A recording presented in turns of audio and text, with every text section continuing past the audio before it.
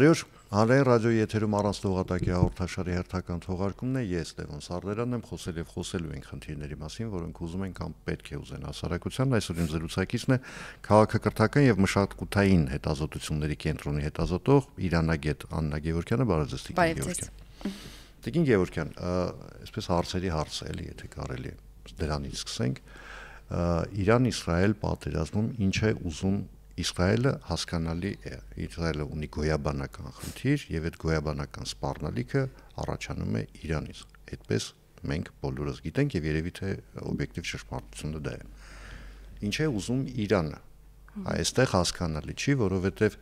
21-րդ դարի առաջին քառորդը արդեն ոտնակոխած երկիրը իր բղավում է մահ Իսրայելին, մի քիչ այնքան էլ ընկալելի չի, հա, գոնե 21-րդ դարի մարդու համար։ Շատ լավ դուգմասամբ իհարկե նաև պատասխանեցիք այն հարցին, որ ձևակերպել եք, բայց բացենք դա, հա, ինչու է դեռևս ասում մահ Իսրայելին։ Իրանի իսլամական հեղափոխությունը պիտի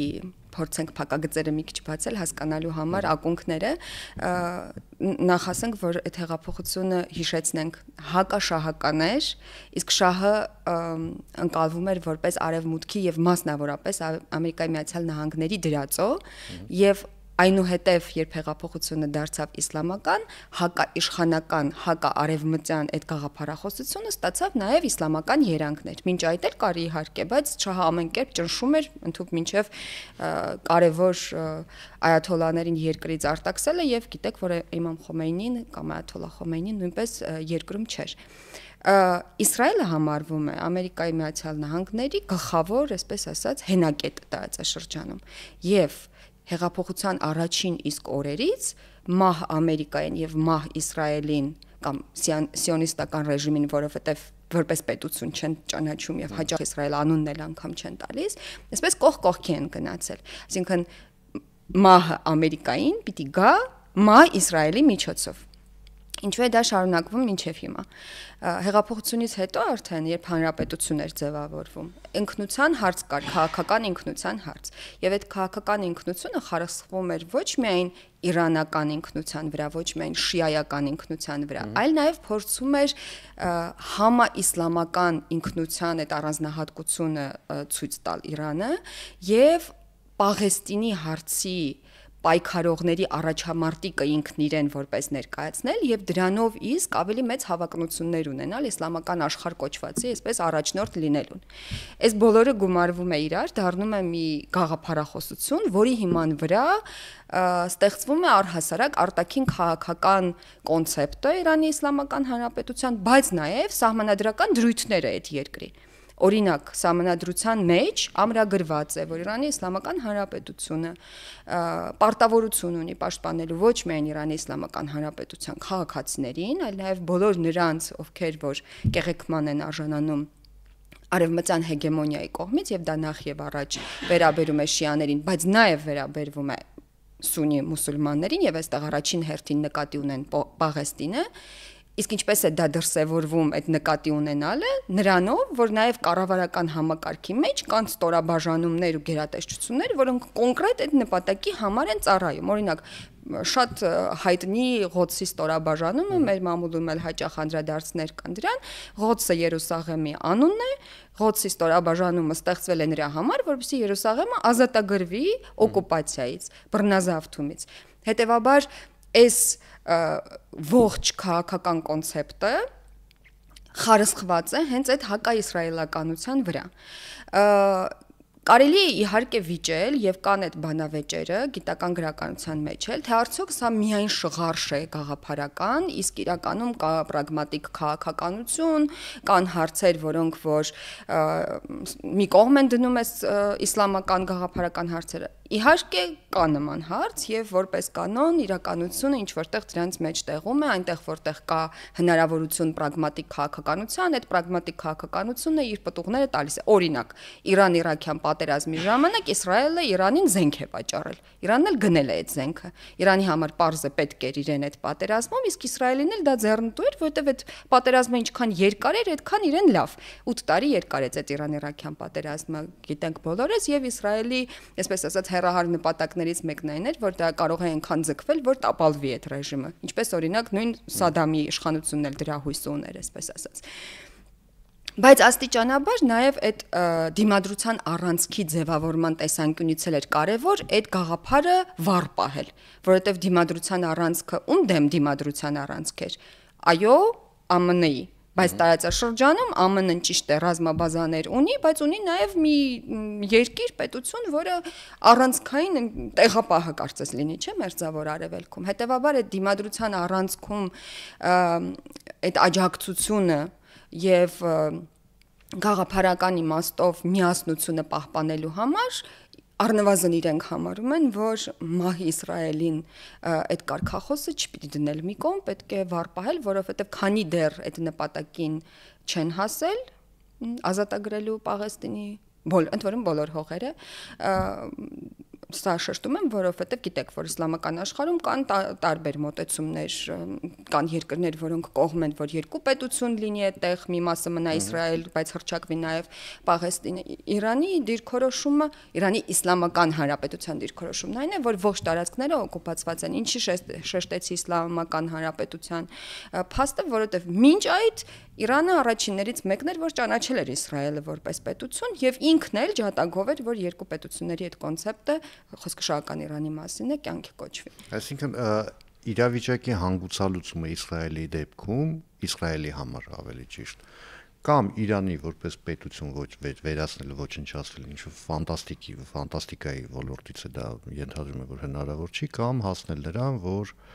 Իրանում տեղի ունենա հեղափոխություն, նոր հեղափոխություն, որի արդյունքում հոգևորականությունը կհեռացվի իշխանությունից, հա։ Իսրայելից, եթե նայենք իրենց վերլուծաբաններին եւ քաղաքական շրջանակներում քննարկումները, որպես կանոն հենց այդպես էլ մոտենում են հարցին, բայց կային կամ առնվազն միջանկյալ լուծումներ, այսպես ասած, որոնք էին այդ միջանկյալ լուծումները, երբ խոսք է գնում օրինակ որևէ տեսակ բանակցությունների մասին Իրանի հետ, եւ դա հատկապես վերաբերում էր միջուկային բանակցություններին, որովհետեւ թեև անմիջապես հեղափոխությունից հետո են սանկցիաներ կիրառվել Իրանի վրա, բայց ամենամեծ փաթեթը սանկցիաների հենց միջուկային ծրագրի հետ է կապված, եւ այստեղ էլ եթե դեմ չեք մի շեշտադրում անեմ, ես շատ նկատեցի, որ նաեւ նույնիսկ մասնագիտական քննարկումներում հաճախ այդ հարցը կա, թե ինչու Իրանին չի կարելի ունենալ միջուկային ծրագիր, եթե ուրիշ երկրներին կարելի է, եթե ինքը ստորագրել է այդ միջուկային զենքի չտարածման վերաբերյալ պայմանագիրը եւ այլն, այստեղ իհարկե կա այդ երկակի քաղաքականության մոտեցումը չեմ ժխտում, իհարկե կա, բայց պիտի իհարկե չմոռանալ։ Այսինքն ինչու պիտի ունենա միջուկային ծրագիր Իրանի Իսլամական Հանրապետությունը ոչ։ Այստեղ էլ ասեմ, որ նախ մինչև իսլամական հեղափոխությունը հենց ԱՄՆ-ի օժանդակությամբ եւ աջակցությամբ է սկսել միջուկային ծրագիրը, իսլամական հեղափոխությունից հետո իրենք նոր եկած իշխանությունն են դադարեցրել միջուկային ծրագիրը որպես հարամ ծրագիր եւ հակաիսլամական, մի քանի տարի հետո վերագործարկել են այդ ծրագիրը եւ մի քանի տարի որևէ խնդիր, այսպես ասած, այդ ծրագրի հետ որևէ պրետենզիա, այսպես ասած, չի եղել, մինչեւ այն պահը, երբ ՄԱԳԱՏԵ-ն միջազգային այդ միջուկային կազմակերպությունը հայտնեց, որ նախապես չտեղեկացված օբյեկտներ կան միջուկային եւ նախապես չտեղեկացված գործընթացներ են տեղի ունենում։ Դրանից հետո վերահսկողությունը ավելի մեծացավ Իրանի միջուկային ծրագրի հանդեպ եւ որոշվեց այդ 3+3 կամ 5+1 ֆորմատը ստեղծել, որպիսի վերահսկողությունը ուժ գնացնեն եւ թույլ չտան, որ առանց նախապես զգուշացնելու ինչ որ պատկերացրեք, որ օրինակ մի քանի ատոմակայանի վերաբերյալ նախապես ինչ որ ծրագրեր կան, որ նպատակ ունի ստեղծելու եւ ինչ գործընթացներ արդեն տեղի են ունեցել։ Այսպիսի իրադրություններ են եղել Իրանի հետ կապված եւ նաեւ չմոռանանք, որ ամեն դեպքում ինչքան էլ որ ակունքներում այդ երկակի ստանդարտները կան, բայց խոսք է գնում մի պետության մասին, որը Ամերիկայի Միացյալ Նահանգների հետ խզել էր դիվանագիտական կապերը, ԱՄՆ-ն ՄԱԿ-ի անվտանգության խորհրդի այդ 5 մշտական անդամներից մեկն է եւ նաեւ ակտիվ անդամը ՄԱԳԱՏԵ-ի եւ ինքը ունի իրավունք, այսպես ասած, որևէ երկրին հավելյալ պահանջներ ներկայացնելու, որպեսզի վստահ լինի, որ դա խաղաղ միջուկային ծրագրի մասին է խոսքը։ Հիմա վերադառնալով այն միջանկյալ տարբերակներին, թե ինչպես կարելի էր հարցը լուծել։ Երբ խոսք էր գնում միջուկային ծրագրի վերաբերյալ, իսրայելական լոբին ԱՄՆ-ում եւ Իսրայելի կառավարությունը ինքնին պնդում էին, որ այդ բանակցությունների շրջանակներում պիտի քննարկվի եւս երկու հարց՝ բալիստիկ հրթիռների հարցը, որովհետեւ ըստ իրենց Իրանը կարող է միջուկային զենք չունենալ, բայց բալիստիկ հրթիռներով վտանգ սպառնալ Իսրայելին, եւ երրորդը Իրանի տարածաշրջանային քաղաքականությունը, մերձավոր արևելյան քաղաքականությունը, ինչ է սա նշանակում։ Իսրայելական լոբին պնդում էր, որ աջակցությունը Հեզբոլլահին, Սիրիայի իշխանություններին, Իրաքում շիաներին, Համասին, ինչպես նաև Եմենի հութիներին պետք է դադարեցվի։ Սա նույնպես այդ մեծ նպատակի մաս էին որպես դիտում հակաիսրայելական էլի զուտ ռեմարկ որպես ամենահետաքրքիրն է, որ Համասին վերջը բերեցին գցեցին Իրանի գրպանը, Համասի հետ Իրանը կապ չուներ։ Սկզբում իհարկե կապ չուներ, ի տարբերություն Հեզբոլլահի, որի ստեղծման իսկ ակունքներում Իրանի աջակցություններ, Համասը որպես սունյական կազմակերպություն, այո, այն աստիճան այդ կոնֆրոնտացիան շարունակվեց, որ Իրանը համարեց, որ Համասին աջակցությունը նույնպես կարևոր կլինի Թշնամին իմ բարեկամ։ Այո, բայց նաև եթե դիտարկենք այդ համաիսլամական քաղաքական ինքնության տեսանկյունից, ինչպես ասացի, իրենք շիական ինքնության տեսանկյունից լուրջ հակասություններ կան շիա-սուննի այդ տարաբաժանման մեջ եւ կան հակամարտություններ, նաեւ զինված հակամարտություններ նույն Լիբանանում, Իրաքում եւ այլուր, բայց երբ խոսք է գնում համաիսլամականի մասին, ապա այդտեղ իրենց պարտքն են համարում, այսպես ասած, աջակցել բոլորին։ Հիմա այս հարցերը բալիստիկ հրթիռների վերաբերյալ եւ տարածաշրջանային քաղաքականության միջուկային ծրագրի մեջ չէին արտացոլված, որը որ ստորագրվեց 2015 թվականին։ Այդ է պատճառը, որ Իսրայելը համարում էր եւ նաեւ ԱՄՆ-ում այդ շատ ավելի կոշտ դիրքորոշման կողմնակիցները, որ դա ամենևին էլ օգտակար պայմանագիր չի, որովհետեւ սանկցիաները կհանեն Իրանի վրայից, այո, միջուկային ծրագիրը գուցեև վերահսկելի լինի եւ գուցեև զենք չստեղծվի, բայց այդ բալիստիկ հրթիռները Հեզբոլլահի ձեռքին, Համասի ձեռքին եւ հութիների ձեռքին գրեթե նույն վտանգն են իրենցից ներկայացնելու, ինչ եթե մի քիչ ձգած իհարկե, ինչ եթե միջուկային զենք ունենա Իրանը։ Հիմա իրադրությունը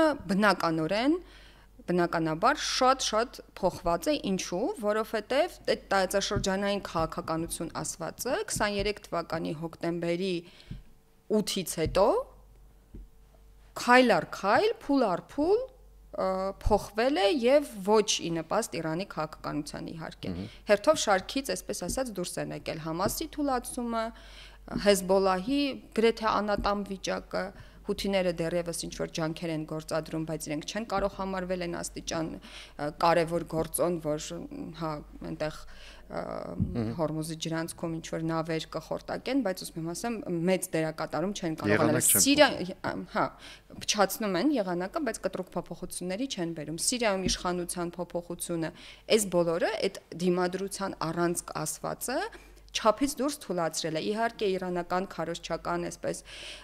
պատումները խոսում են դրա մասին, որ դա բոլորովին էլ չի նշանակում, որ այդ առանցքը չկա, բայց առնվազն այն նույն հզորությունը չունի, ինչ ուներ մինչև 23 թվականը։ Դե չեմ հիշում քաղաքական գործիչներից ով էր ասում, ասում էր ամենաշատը մարդիկ գլուխ են գովում ցիկնորսությունից հետո եւ պատերազմից առաջ։ Հիմա դառնանք պատերազմին։ Տեսեք, այն պահին, երբ մենք հիմա մեստեղ նստած զրուցում ենք 3 երեկոյից սկսած, այնպիսի տպավորություն է, որ Իրано-իսրայելական պատերազմը այսպես պայմանական դադարի վրա է դրված, այն պաուզա է, հա, ինչ որ մեկը սեղմել է այդ պաուզայի կոճակը եւ այնտեղ դադար է հարաբերական, այսինքն այդքան ուժգնությամբ հարվածներ չկան, ոչ այս երկուստեք Թրամփը հայտարարեց, որ հնարավորություն է ստացվել, բացվել ավելի ճիշտ միջուկային գործարք, նոր գործարք կնքելու, ընդ որում խոսակցություններ կան, որ մի քիչ ավելի նույնիսկ ավելի լավ պայմաններով, քան դա առաջարկում էր մինչև Իրано-իսրայելական պատերազմը։ Հիմա ըստ այս դադարը ինչի հետ է կապված։ Կողմերը փորձում են նոր ուժով հարվածել իրար, թե սպասում են ինչ-որ լուծումների։ Դադարը, ինչպես ճիշտ նշեցիք, իսկապես կա եւ դա նաեւ պայմանավորված է նրանով, որ Թրամփը նաեւ այդ մեծ 8-նյակի կամ 7-նյակի գագաթնաժողովից շտաբ վերադարձել է Վաշինգտոն, ինչ լուծումներ ստանալու։ Թրամփի որոշման հետ է կապված այդ դադարը, որովհետև ինչքան էլ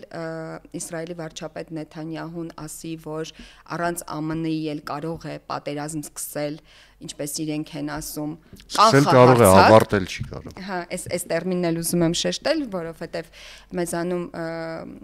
շատ խոսվեց կանխարգելիչ պատերազմի մասին, բայց անգլերենում այդ preemptive տերմինն է, որ նշանակում է ավելի շուտ կանխահարցակ, ինչը նշանակում է, որ եթե դա չարվեր, հարձակում էր լինելու անմիջապես Իրանի կողմից։ Կանխահարցակ այդ պատերազմը իրենց բնորոշմամբ Նեթանյահուն կարող է սկսել ինքնուրույնաբար, եթե նույնիսկ հավատանք, որ ԱՄՆ-ն չի աջակցել նրանց, բայց ավարտել այդ պատերազմը առանց Թրամփի չի ստացվի, եւ դա հասկանում են ըստ էության եւ Իսրայելում եւ Իրանում, որովհետեւ երկար եւ մաշող պատերազմի ոչ մի կողմն էլ պատրաստ չի եւ երկուսն էլ փորձում են հասկանալ, թե ԱՄՆ-ի դիրքորոշումը ի վերջո պաշտոնական դիրքորոշումը ինչպիսին է լինելու։ Որպես վերլուծողներ մեզ համար դժվար է լինելու կանխատեսել, որովհետեւ Թրամփի իշխանության գալուց հետո եւ նույնիսկ մինչեւ գալն էլ, քանի որ արդեն գիտեինք այն 4 տարվա, այսպես ասած, փորձառությունը կար, միակ կանխատեսելի բանը իր մասին, դա իր անկանխատեսելիությունն է եւ եթե վերջին ամիսների զարգացումներն էլ նայում ենք, կարծես թե ամեն ինչ գնում էր նրան, որ գործարք այնուամենայնիվ կկնքվի եւ 6-րդ անգամ արդեն պիտի հանդիպեին Օմանում եւ դրանից առաջ մեկ էլ այս կտրուկ էսկալացիան եւ առաջին օրերին հիշում եք ասեց, որ ԱՄՆ-ն որևէ կերպ չի միջամտել այս հարցակմանը, մեկ էլ ընդամենը 2 օր հետո սկսեց խոսել, թե ինչքան գոհ է այս փայլուն օպերացիայից։ Դե Թրամփին ներելի է այդ կարգի բանը։ Ինքը ցանկացած բանի արդյունքում փորձում է վերագրել ինքն իրեն։ Այո, մի կողմից դա այդ գերֆիքսվածությունը սեփական էգոին եւ ամեն ինչ իր անձով միայն պայմանավորելու այդ ռազմավարությունը, բայց մյուս կողմից իսկապես անկանխատեսելի է եւ եթե նայում ենք նաեւ իր հետ աշխատած մարդկանց, հատկապես օրինակ նրանց, ովքեր որ խիստ ընդդիմադիր կեցվածքով հիմա քննադատում են, ամենաառանցքային իրենց քննադատությունն այն է, որ իրականում ինչ որ քայլեր անելիս այնպես չի, որ ինքը ինչ որ ռազմավարություն ունի։ Ինքն ինչ որ քայլ անում է, ողջ աշխարհը սկսում է մտածել, որ սրա տակ հավանաբար ինչ որ գաղտնի պլաններ կան, ինչ որ մտածված ծրագիր կա, մեկ էլ հաջորդիվ անում է մեկ այլ քայլ, որը խոսում է նրա մասին, որ չէ, պարզապես ռեակտիվ ինչ որ որոշումներ են։ Եվ հիմա փաստորեն Իրանում էլ ինձ համար կարևոր էր, որ Իրանից արձագանքները միևնույն է պատուհան են թողնում հնարավորության, որ այդ բանակցությունները ի վերջո վերսկսելու տեղ լինի։ Անկախ նրանից, որ խոսում են նրա մասին, որ հարձակման այս պայմաններում հնարավոր չի խոսել, բայց եթե նայենք մի կողմից արտգործնախարարը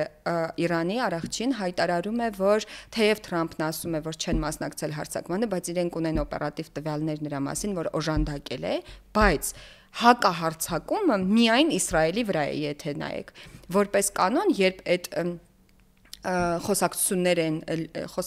էին լինում այդ հակամարտության մասին, միշտ խաղաքարտը Իրանի ձեռքին այն է, որ հակահարված կստանա ոչ միայն Իսրայելը, այլ նաև ԱՄՆ-ի բոլոր այն ռազմաբազաները, որ կան Մերձավոր Արևելքում 46000-ից ավել այնտեղ անձնակազմ կա, մի շարք երկրներում ռազմաբազաներ եւ այլն։ Դեռևս ռազմաբազաների ուղղությամբ չկան հարվածներ։ Երկրորդը Թրամփը ասում է, որ գործարքը պետք է կնքել հակառակ դեպքում դժվար է ասել, թե սա ինչի կվերաճի եւ Իրանից նույն այդ հայտարարության մեջ արձագանք նրա մասին, որ Իրանը չի ուզում, որ այս էսկալացիան վերաճի տարածաշրջանային էսկալացիայի։ Սա նույնպես նրա մասին է, որ դեռևս զերծ ենք մնալու այդ հարձակումներից նաեւ հարևան երկրներին եւ ռազմաբազաներին։ Այսինքն ես կարծում եմ, որ իսկապես նախ շատ դժվար է ինչ որ վերլուծել, թե որ սցենարով կգնա, բայց տեսնում եմ դեռևս աստղներ եւ Իրանից եւ ԱՄՆ-ից, որ կփորձեն բանակցությունները վերսկսելու, իհարկե դա ես մի քիչ դժվար եմ պատկերացնում, որ ավելի լավ պայմաններով լինի, որովհետև որ պայմաններ, որին չէր համաձայնում Իրանը, այն էր, որ Իսրայելի ազդեցությամբ ԱՄՆ-ն էլ պահանջում էր, որ առհասարակ ուրանի հարստացումը դադարեցվի եւ միջուկային ծրագիրը նույնպես։ Հիմա առաջարկում են, որ մնա ցածր հարստացման փուլում, այսինքն միայն էներգետիկ Հա, դա այն սկզբունքն էր, որը ամրագրված էր 2015 թվականի պայմանագրում 3.14%-ից ավել, որը նույն Թրամփը ճղեց թափեց։ Այո, ինքը ճղեց թափեց եւ դրանից հետո է որ Իրանը հարստացումը ուրանի սկսեց ավելացնել, բայց այստեղ էլ ուզում եմ շեշտադրել, որ սա արդեն ոչ թե միջուկային ծրագրի շրջանակներում իրենց իրավունքն է, այլ մի տեսակ քաղաքական սպառնալիքի գործիք էին որպես օգտագործում, որովհետև միջուկային ծրագրի համար 60%-անոց հարստացված ուրանի անհրաժեշտություն չկա, եւ իրենք ոչ միայն դա հարստացնում էին, այլև բացեիբաց հայտարարում էին որպես ճնշման գործիք հոգեբանական, որ եթե դուք չվերադառնաք պայմանագրին, իսկ պայմանագիրը իրենց համար ինչի է կարևոր, որովհետև ամենաառանցքայինը այդ սանկցիաների հարցը, որ դուրս գա, որ կարողանան ոչ միայն միջուկային ծրագիր ունենալ, այլ նաև տնտեսություն զարգացնել։ Հիմա գնանք դրական սցենարի վրա, ենթադրենք վաղը կնքվում է Ամերիկա-իրանական համաձայնագիր միջուկային գործարքը կայանում է, այդ դեպքում Միացյալ Նահանգները միանշանակ հաղթող է դուրս գալիս այս իրավիճակում։ Իսրայելը հաղթող դուրս չի գալիս, որովհետև ըստ էության իր նպատակներին չհասավ։ Ճիշտ է, միաժամանակ Իսրայելը կարող է ասել, որ ինքը հասավ նրան, որ ոչնչացվեց իրանական ռազմական համարը ամբողջ վերնախավը, ըստ էության, մեկը մյուսի հետևից, հիմա Իրանում գեներալ աշխատել, տևում է 4 օր։ Հա։ Նոր նշանակված գենշտաբին, այո, այսօր էլ հաղթել էին։ Իրանը այս դեպքում կարող է հայտարարել, որ ինքը հասավ հաղթանակի, որ դա հետևանքն են պատասխան հարվածի, որ Իսրայելի նկատմամբ իրականացրեց Իրանը, բայց իրականում հաղթող չի լինում։ Իրականում հիմա այս դեպքում, երբ ոչ այս կողմն է, ոչ այն կողմն է հաղթող, դա կարելի կլինի համարել արժանապատիվ խաղաղություն։ Արժանապատիվ խաղաղության մասին խոսակցությունները առհասարակ մեր երկրագնդի տարբեր տեղերում ինձ թվում է արդեն ժամանակավրեպ են դարձել, որովհետև բոլորը ջանում են պարզապես կողքինին այսպես ողնաշարը ջարդելու գնով ինչ որ նպատակների հասնել, բայց ես ուզում եմ անդրադառնալ մի կարևոր նրբերանգի կարծում եմ, որ նախկինում առնվազն ես չեմ հիշում, որ նման բան լիներ։ Թրամփը հիմա խոսում է նաև ոչ միայն ԱՄՆ-Իրան գործարքի, այլ նաև Իրան-Իսրայել գործարքի մասին։ Սա կարող է նշանակել զինադադարի մասին գործարքի իհարկե, բայց կարող է շատ ավելի ընդգրկում բան նշանակել։ Օրինակ հենց այդ նույն գաղափարախոսության որոշակի նրբերանգների վերանայում, որովհետև մի բան է, երբ դու ամեն ուրբաթօրյա աղոթքի ժամանակ բազմահազարանոց այդ լսարանի առաջ քո աղոթքի վերջում էլի ասում ես մահ Իսրայելին եւ որոշակի գործընթացներ են տեղի ունենում միջուկային ծրագրում, այլ բան է, երբ դու միջուկային ծրագրին զուգահեռ այդ չես ասում։ Հետևաբար ես կարծում եմ, որ եթե իհարկե այդ դրական սցենարով գնա, որովհետև սցենարները մի քանիսն են եւ շատ դժվար է ասել, թե որն է ավելի հավանական։ Եթե այս սցենարով գնա, ապա սա լինելու է դիրքերի ամրացում ոչ միայն ԱՄՆ-ի համար, այլ նաև ինչ որ առումով նաև Իսրայելի,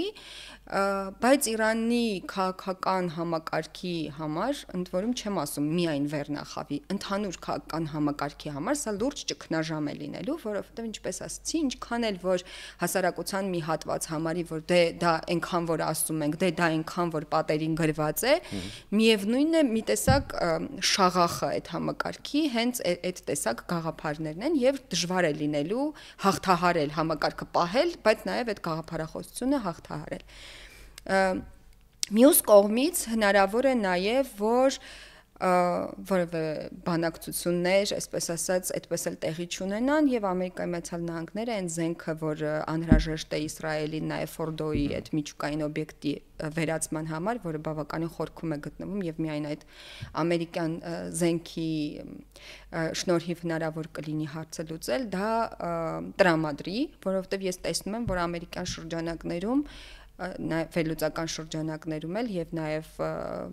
Սպիտակ տանը մոտ կանգնած մարդիկ դեռևս շարունակում են քննարկել հավանականությունը, որ դա նույնպես կարող է տեղի ունենալ այն պատճառաբանությամբ, որ եթե դա չլինի եւ գործարքն էլ չկնքվի, երրորդ սցենարը այս երկուսի բացառման պարագայում լինելու է շատ ավելի վատ, որովհետև բոլորովին մեկուսացած եւ այս հարվածներն էլ ստացած Իրանին, այլևս որևէ զսպող օղակ չի լինելու, կորցնելու բան չի ունենալու եւ այդ միջուկային զենք ստեղծելու, այսպես ասած, ճանապարհը շատ ավելի համընդհանուր նաև աջակցություն է ստանալու երկրի ներսում եւ գիտեք որ նաև տարբեր շրջանակներից Իրանի ներսում էլ արդեն կան այդ կոչերը որ պետք է դուրս գալ պայմանագրից միջուկային զենքի չտարածման եւ ի վերջո ստեղծել նաև այդ միջուկային զենքը այստեղ եթե դեմ չեք նաև անդրադառնամ են խնդրին որ որպես կանոն նախ մի հատ որպես նախաբան սկսեմ նրանից որ մեր քննարկումներում ներհայաստանյան հաճախ ուշադրություն չենք դարձնում որ ինչքան էլ որ մեզ համար կարևոր է տարածքային ամբողջականության պահպանումը Իրանի կայունությունը տարածաշրջանում եւ ինչքան էլ որ ռազմավարական առումով օժանդակությունը Իրանի Հայաստանի համար խիստ կարևոր է, բայց այս տեսակ իրավիճակներում քարոզչության մաս դառնալը որևէ կողմից այդքան էլ բարենպաստ չի մեզ համար, այդ զգոնությունը չկորցնելու եւ սթափվելուց Բայց մենք այնքան հաճույքով ենք դա անում չափազանց մեծ հաճույքով եւ տպավորություն է, որ հայաստանյան ակտիվ հասարակության մի զգալի մասը, այսպես ռազմական գործողությունների տեղից օպերատիվ տեղեկություններ հաղորդելու, այսպես դիրքում է իրեն դիրքավորել, սա հնարավորություն չի տալու սթափ գնահատել իրադրությունը, վերլուծել, համապատասխան եզրահանգումներ անել, հուսով եմ, որ իշխանության ներկայացուցիչները գոնե այդ բոլորից զատ այդ անում են։ Ինչքան էլ որ մենք խոսենք նրա մասին, որ կարևոր է Իրանի ուժերի եւ հզորության պահպանումը, այսպես ասած, պետք է նաեւ ամեն դեպքում հաշվի առնել այն հանգամանքը, որ արդարի եւ չարի այդ դիսկուրսի մեջ որոշակի նրբերանգներ, այսպես ասած, ստվերվում են եւ դրանցից մեկը այն է, որ որպես հակափաստարկ նրա, որ անհնար է, որ Իրանը միջուկային զենք ունենա, որպես կանոն, նաեւ ոլորտի վերլուծաբանները հղում են անում են խնդրին, որ ֆեթվա կա Ալի Խամենեի կողմից, որն արգելում է միջուկային զենքի օգտագործումը եւ սա շեշտում եմ որովհետեւ բանալի բառ է սա ոչ թե ունենալը այլ օգտագործումը այ այդ հանգամանքը միշտ չի որ քննարկվում է բայց Իսրայելում դա քննարկվում է որովհետեւ երբ թշնամու որևէ գործողության ու հայտարարության հետ գործ ունես ամեն մի տառն ու ստորակետը ավելի մանրամասն ես քննարկում եւ իրենց փաստարկը այն է որ այո այդ ֆեթվան կա բայց ֆեթվան օգտագործելու արգելք է տալիս բայց ստեղծելու արգելք չի տալիս, սա մեկ։ Երկրորդը շիական այդ տրամաբանությամբ եւ փիլիսոփայությամբ ֆեթվաները կարելի է նաեւ չեղարկել։ Նոր ֆեթվայով խոսել նրա մասին, որ իրադրությունը փոխվել է եւ կարելի է նոր ֆեթվա ունենալ։ Եվ երրորդը չմոռանանք, որ անցյալ տարվա արդեն իսկ լարված գերլարված կարելի ասել հարաբերություններից հետո երբ այդ հրթիռների փոխանակումը արդեն իսկ մենք տեսանք անցյալ տարի գարնանից սկսած, չէ, այդ ժամանակներից սկսած երկրի ներսում նաև քաղաքական շատ ազդեցիկ շրջանակներ, օրինակ նախկին պարլամենտի խոսնակ Լարիջանին խոսում էր նրա մասին, որ ռազմական դոկտրինը վերանայման կարիք ունի Իրանի Եվ պետք է խոսել նրա մասին, որ միգուցե մեզ իսկապես անհրաժեշտ է միջուկային զենք։ Ես ելի եմ կրկնում, որ իմ տպավորությամբ եւ կարծում եմ կհամաձայնեք, սա օգտագործվում էր նաեւ որպես հոգեբանական ճնշման գործիք ԱՄՆ-ի հանդեպ, որպեսզի այդ, որտեվ մինչև Թրամփն էլ Բայդենի ադմինիստրացիայի ժամանակ էլ արդեն Օմանում գաղտնի բանակցություններ կային միջուկային նոր գործարքի հետ կապված։ Եվ այս տեսակ հայտարարություններով կարծես եւ ԱՄՆ-ին եւ առհասարակ արևմուտքին այդ ուղերձներ հղվում, որ նոր գործարքի բացակայությունը մեր ձեռքերը ազատելու է անել այն, ինչ մինչ այդ պարտավորվում էինք չանել մի շարք պայմանագրերով եւ գործարքներով։ Հասկանալի, շնորհակալություն, մենք շատ թեմաների մասին դեռ պետք է խոսենք, հուսամ առաջիկայում էլի ժամանակ կգտնենք, որովհետև այս թեման ինքը իրոք Հայաստանում բացելու կարիք ունի, որովհետև այստեղ մենք